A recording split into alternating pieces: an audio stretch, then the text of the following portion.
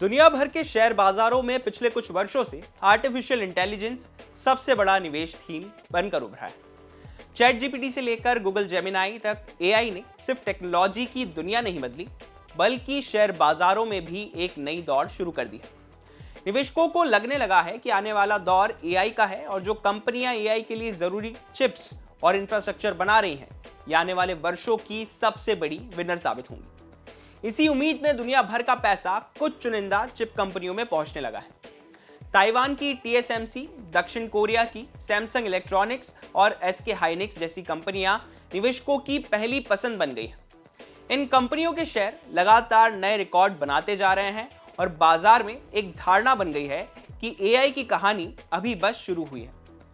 लेकिन शेयर बाजार में अक्सर सबसे बड़ा झटका वहीं से आता है जहां सबसे ज्यादा भरोसा होता है। सोमवार को एशियाई बाजारों में जो कुछ हुआ उसने निवेशकों को यही याद दिलाया है। एआई थीम पर सवार बाजारों में अचानक ऐसी बिकवाली आई कि कुछ ही घंटों में अरबों डॉलर की संपत्ति साफ हो गई है। एशिया के दो बड़े टेक्नोलॉजी मार्केट्स दक्षिण कोरिया और ताइवान भारी दबाव में आ गए। दक्षिण कोरिया का कोस्पी इंडेक्स 9% गिरावट के साथ बंद हुआ। गिरावट का आलम यह था कि 20 मिनट के लिए ट्रेडिंग को रोकना पड़ा।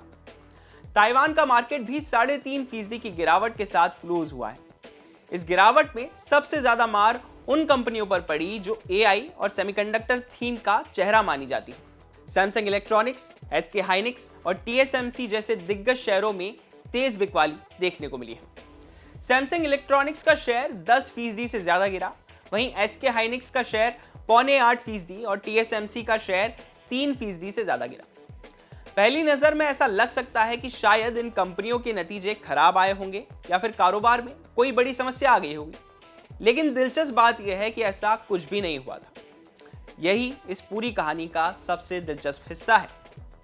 बाजार इसलिए नहीं टूटा क्योंकि कंपनियां कमजोर हो गई थी, बाजार इसलिए टूटा क्योंकि ये कंपनियां जरूरत से ज्यादा मजबूत और बड़ी हो गई थी। सुनने में यह बात अजीब लग सकती है, लेकिन यही हकीकत है। दरअसल पिछले 2 सालों में एआई से जुड़ी कंपनियों के शेयर इतनी तेजी से चढ़े कि उन्होंने पूरे बाजार में असंतुलन पैदा कर दिया। टीएसएमसी का ताइवान के पूरे शेयर बाजार इंडेक्स टाइएक्स पर लगभग 41.5% का हिस्सा है, यानी ताइवान के बाजार की दिशा काफी हद तक एक ही कंपनी तय कर रही है। दक्षिण कोरिया में स्थिति और ज्यादा गंभीर है। सैमसंग इलेक्ट्रॉनिक्स और एसके हाइनिक्स मिलकर कॉस्पी इंडेक्स का लगभग 55% हिस्सा है, यानी आधे से ज्यादा बाजार सिर्फ 2 कंपनियों पर निर्भर हो गया है। जब किसी बाजार में कुछ शेयर इतने बड़े हो जाते हैं तो उसे कंसंट्रेशन रिस्क कहा जाता है। यही जोखिम अब सामने आ गया है। पूरी कहानी की शुरुआत एआई से होती है। चैट जीपीटी और दूसरे एआई टूल्स के आने के बाद दुनिया भर की टेक कंपनियों ने डेटा सेंटर और एआई इंफ्रास्ट्रक्चर पर अरबों डॉलर खर्च करना शुरू किया है।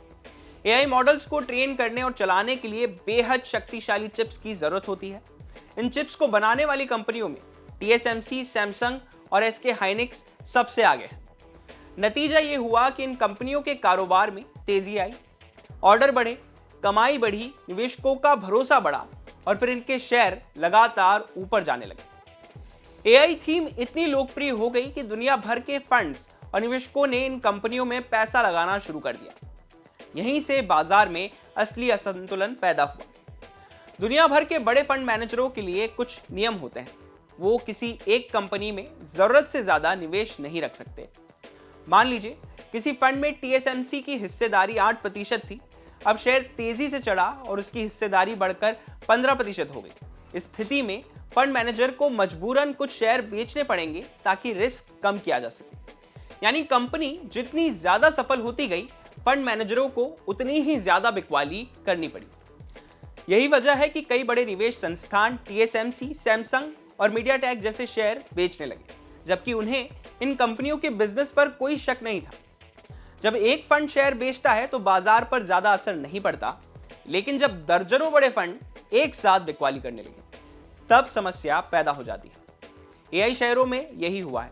बड़े फंड्स की बिकवाली को देखते हुए छोटे निवेशक घबराने लगे, उन्होंने भी बिकवाली शुरू कर दी। यहीं से बाजार में तेज गिरावट का दौर शुरू हुआ। इस बिकवाली का असर सिर्फ 2 देशों तक सीमित नहीं रहा, इमर्जिंग मार्केट से बड़े पैमाने पर पैसा निकलने लगा। हाल के आंकड़े बताते हैं कि ग्लोबल इमर्जिंग मार्केट फंड से करीब $3 अरब निकाले गए। चीन से भी विदेशी निवेशकों ने बड़ी रकम निकाली। दक्षिण कोरिया लगातार कई हफ्तों से विदेशी बिकवाली झेल रहा है, यानी निवेशक फिलहाल जोखिम को कम करना चाहते हैं। इस गिरावट के पीछे एक और कारण था।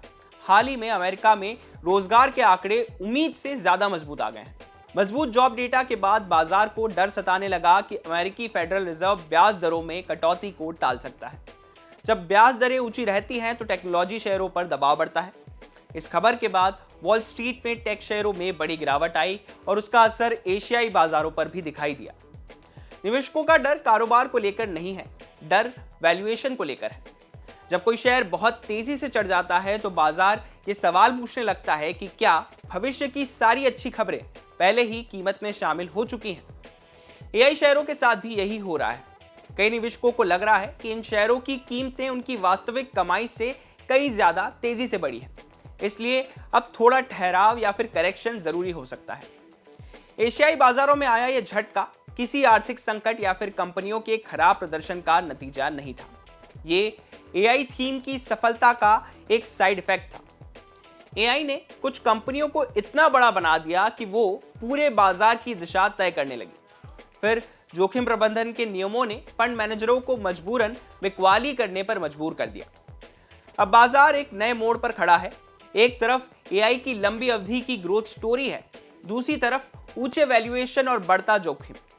आने वाले महीनों में निवेशकों को तय करना होगा कि यह गिरावट एआई बुलबुले के फुटने का संकेत है या फिर अगली बड़ी तेजी से पहले आया एक सामान्य करेक्शन।